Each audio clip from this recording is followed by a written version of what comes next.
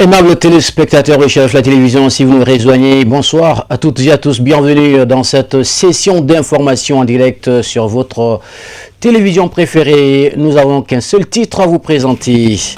La 52e session ordinaire du conseil d'administration de l'ANPI s'est ouverte ce mercredi, donc au 30 juillet 2026. Vous le verrez dès l'entente de cette édition.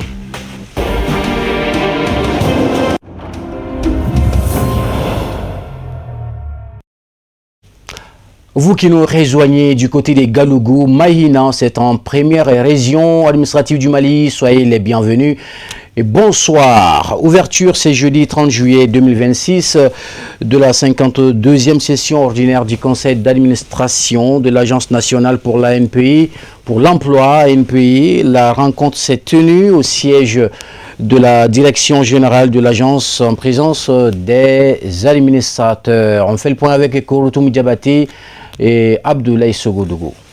Comme toute structure publique, l'Agence nationale pour l'emploi se doit de respecter la régularité de ses instances de gouvernance. Cette session du conseil d'administration s'inscrit dans cette dynamique.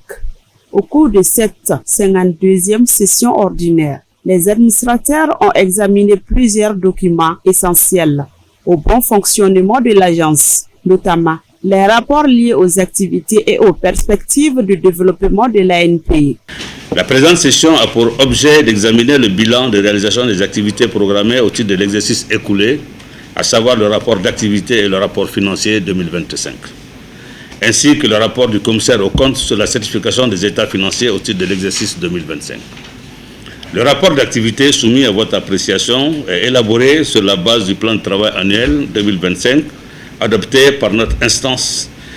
Toutes les activités sont liées à l'intermédiation, à la promotion de l'auto-emploi, à l'emploi rural, à l'emploi féminin, au perfectionnement en reconversion et aux diverses actions en faveur des personnes en situation de handicap. Et cela conformément aux missions assignées à l'ANPE à travers ce texte législatif et le contrat de performance ANPE, ministère en charge de l'emploi. Toujours dans cet esprit, je voudrais vous informer qu'à l'occasion de la traditionnelle visite conjointe, Conseil d'administration, Direction générale, sur les chantiers de projets financés, au cours des récentes visites sur le terrain, la mission a noté avec satisfaction les différentes réalisations faites par les promoteurs. Par ailleurs, je voudrais vous informer et m'associer à votre nom aux nombreuses félicitations adressées à l'endroit de la Direction générale et du personnel de l'ANPE par Madame le ministre de l'entrepreneuriat national, de l'emploi et de la formation professionnelle, pour le rythme soutenu en termes d'activité, de promotion d'emploi et des activités génératrices de revenus en faveur des chercheurs d'emploi et des groupes cibles. Cette rencontre a également permis au directeur général de l'ANP de présenter le bilan des actions réalisées par l'agence et de mettre en avant les résultats enregistrés dans le cadre de ses missions. Alors le résultat, nous allons donc les stratifier en fonction de domaines d'intervention. Sur 2025, sur un ensemble de demandes enregistrées, demandes d'emploi, 4000 demandes d'emploi, nous avions donc fait au niveau de l'emploi salarié un placement de l'ordre de 1600 emplois salariés donc en termes de placement. Et vous verrez en termes de gap, il faudrait en ce moment voir comment les conseils emploi, dès que les 1600 ont été placés, les 4000 restants, les gaps a été orienté suivant le bilan de compétences, suivant maintenant les autres domaines d'intervention de l'agence, notamment les perfectionnements et la reconversion. Parmi le gap, il y a une partie qui a été formée en informatique pour améliorer leur employabilité, donc environ 2000. Et également, 1400 ont été formés en technique de recherche d'emploi pour encore améliorer leur employabilité par rapport aux interviews, par rapport aussi à la pénétration du marché du travail, avoir plus de chances d'avoir un emploi salarié. Et également, 75 ont été formés en création d'entreprises parce qu'au terme du bilan de compétences, les comportements, les attitudes des demandeurs d'emploi permettent aux conseillers de savoir justement lesquels sont des éventuels employeurs, lesquels peuvent être des salariés. C'est dans ce cadre que 75 ont été formés en création d'entreprises. Et ce qui nous amène directement au domaine d'intervention auto-emploi.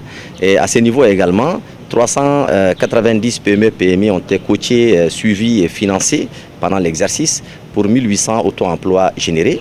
Et parmi les PME, PMI qui ont été financés, coachés et financés, mais aussi orientés et suivis, vous avez là-dedans 25 PME, PME au profit des personnes en situation de handicap. Avant le démarrage des travaux, 1 minute de silence avait été observée en hommage à 4 agents de l'ANPE disparus au cours des derniers mois. À l'issue de cette session, l'Agence nationale pour l'emploi entend poursuivre et renforcer ses initiatives en faveur de l'insertion professionnelle des jeunes et de l'accompagnement des demandeurs d'emploi. À l'occasion de la journée panafricaine de la femme célébrée le 31 juillet de tous les ans, l'atelier Ferdaus a organisé donc une cérémonie de remise d'attestation aux apprenants ayant achevé leur formation. L'événement s'est déroulé ce mercredi 29 juillet 2026 au siège du centre en présence de plusieurs personnalités. Le point avec Mamadou Ben Chelousmano et Sam Traoré. L'atelier Firdaus a choisi de célébrer la journée panafricaine de la femme à travers la valorisation des compétences et du savoir-faire. Plusieurs apprenants ayant achevé leur parcours de formation ont reçu leur attestation au terme de leur apprentissage. Le centre réaffirme son engagement en faveur de l'autonomisation des femmes et de la promotion de la formation professionnelle, considérant comme un moyen essentiel d'insertion et d'indépendance économique. Bon, l'objectif de cette remise d'attestation à l'occasion de la journée panafricaine de la femme, l'objectif c'est le but de montrer l'autonomisation de la femme, c'est le but de montrer la capacité de la femme, c'est le but de montrer le savoir-faire de la femme. Parce que on ne peut pas seulement s'habiller en mode 31 juillet et puis bon, fête la fête.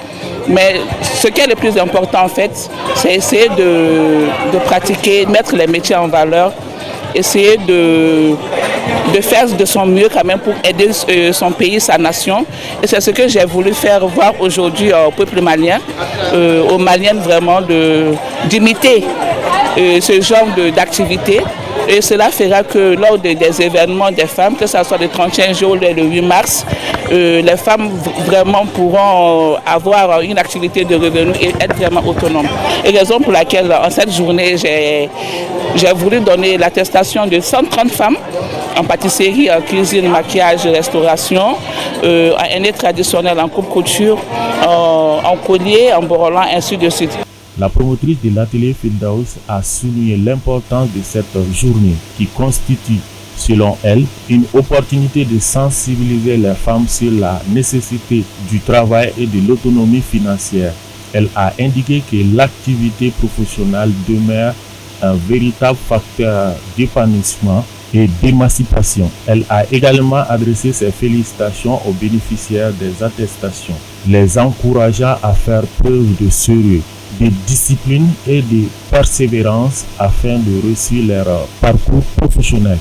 Voilà, pour que au moins ça soit une journée mémorable pour ces femmes et qu'elles se disent qu'à chaque 31 juillet ou à chaque 8 mars, vraiment il faut montrer son savoir-faire, sa capacité, quelque chose vraiment qui pourra aider notre pays, notre nation pour qu'elle soit plus autonome. Bon, d'abord je remercie vraiment la presse. Sans vous vraiment l'activité n'aura pas de sens. Je remercie aussi les parents d'élèves, les apprenantes, les invités d'honneur qui ont pris part à cet événement. Je remercie aussi ma maman qui est toujours là auprès de moi. Et vraiment, ce que j'ai à dire aux femmes, de prendre ça comme inspiration et de se battre pour que ce que nous souhaitons, que ce que nous voulons de notre pays, de notre cher Madiba, soit quelque chose qui soit abouti et que ce sont d'autres pays qui s'inspirent de nous et que nous vraiment nous soyons à la hauteur. Voilà, et je remercie tout le monde vraiment et nous espérons quand même que ça ne sera pas une dernière et que chaque année on sera là quand même pour rénover ce genre d'activité pour que les dames puissent prendre exemple sur ça.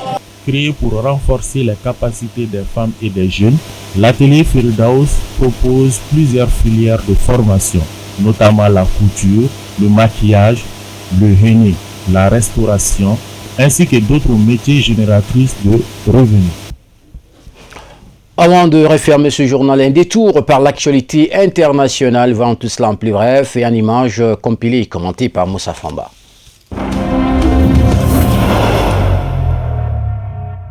Le Burkina Faso renforce le contrôle des activités religieuses avec l'adoption d'un nouveau cadre législatif porté par le ministre de l'Administration territoriale et de la mobilité. Le texte impose de nouvelles obligations aux organisations religieuses afin de réglementer l'implantation des lieux de culte et le contenu des prêches dans un contexte où les autorités entendent préserver la cohésion sociale. Les édifices religieux construits avant l'entrée en vigueur de la loi devront être déclarés auprès du haut commissaire compétent dans un délai de 6 mois. Les organisations religieuses et leurs responsables disposeront pour leur part d'1 an pour se conformer aux nouvelles exigences administratives et juridiques. La réforme prévoit également d'importantes sanctions. Tout lieu de culte édifié en violation de la réglementation pourra être démoli sur décision des autorités. Ces mesures administratives pourront s'ajouter à d'éventuelles poursuites civiles ou pénales contre les responsables concernés. Le gouvernement entend également lutter contre les discours susceptibles d'alimenter les tensions sociales. Les lieux de culte dans lesquels seraient tenus de manière répétée des propos haineux, injurieux, discriminatoires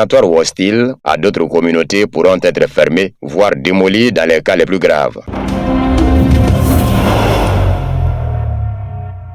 Le ministère algérien de l'Éducation nationale a confirmé le 29 juillet de nouvelles dispositions arrêtées 3 jours plus tôt. À partir de l'année scolaire 2026-2027, l'anglais sera enseigné dès la 3e année du primaire, tandis que le français ne le sera qu'à partir de la 4e année, conformément à la loi d'orientation sur l'éducation nationale. Jusqu'à l'année scolaire 2022-2023, le français était enseigné aux élèves algériens dès la 3e année du primaire. Une décision présidentielle avait alors introduit l'anglais à ce niveau, en soulignant l'importance d'enseigner la langue de la science à l'école. Dans le cycle moyen, correspondant au collège, l'organisation actuelle de l'enseignement sera maintenue. Le ministère prévoit toutefois de renforcer l'anglais en augmentant le volume horaire qui lui est consacré ainsi que son coefficient. Depuis plusieurs années, le gouvernement algérien multiplie les mesures destinées à renforcer la place de l'anglais dans les écoles, les collèges, les lycées et les universités, notamment dans l'enseignement des sciences médicales. Plusieurs institutions et entreprises publiques privilégient progressivement l'anglais dans leur communication au détriment du français longtemps largement utilisé en Algérie depuis l'indépendance.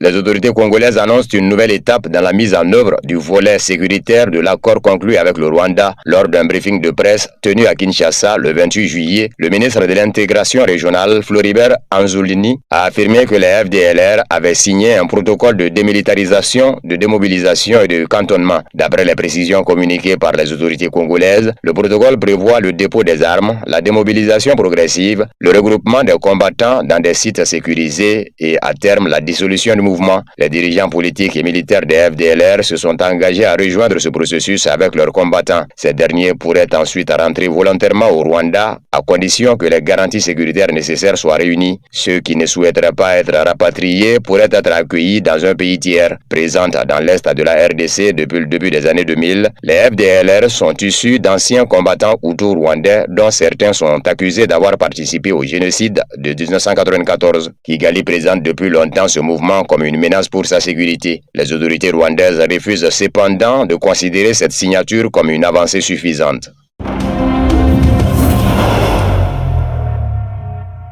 Les États-Unis ont annoncé le 30 juillet avoir achevé une lourde série de bombardements contre l'Iran, présentés comme des représailles après des attaques visant leurs forces au Moyen-Orient. L'opération menée par l'armée américaine a ciblé plusieurs dizaines d'installations liées au corps des gardiens de la révolution islamique, notamment des centres de commandement, des infrastructures de missiles et de drones, des sites de surveillance et des capacités navales. Les médias iraniens ont rapporté des explosions dans plusieurs régions du sud du pays, notamment dans les provinces du Khouzistan et d'Hormozgan. À Kesh, une attaque américaine contre une habitation aurait tué 3 membres d'une même famille, dont un enfant de 2 ans selon l'agence Fars. 2 autres enfants auraient également été blessés. Dans la nuit précédente, les États-Unis et l'Arabie Saoudite avaient également mené des frappes conjointes en Irak contre des groupes armés pro-iraniens accusés d'avoir visé les infrastructures énergétiques saoudiennes. Les forces de mobilisation populaire irakiennes ont affirmé que ces bombardements avaient fait au moins 20 morts et 32 blessés parmi leurs combattants, dénonçant une violation flagrante de la souveraineté irakienne. Bagdad a également condamné les frappes, malgré les affirmations de Trump selon lesquelles elles auraient été coordonnées avec les autorités irakiennes.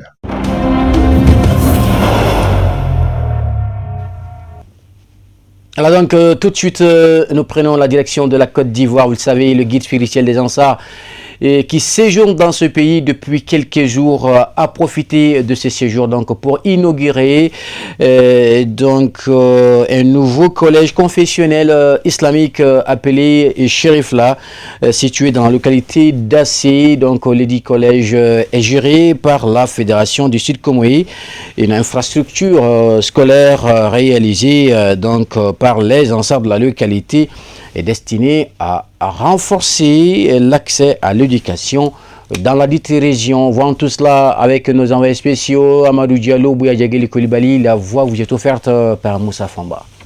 Après 2 années de travaux et d'importants sacrifices consentis par les initiateurs du projet, le collège confessionnel islamique Cherifla d'Assé ouvre officiellement ses portes. Réalisé pour un coût estimé à plus d'une centaine de millions de francs CFA, l'établissement dispose désormais d'infrastructures modernes répondant aux besoins des élèves et du personnel éducatif. Souhaitons, au nom du chef du village, d'Assé, nous souhaitons bonne arrivée à Kouaba, à notre guide.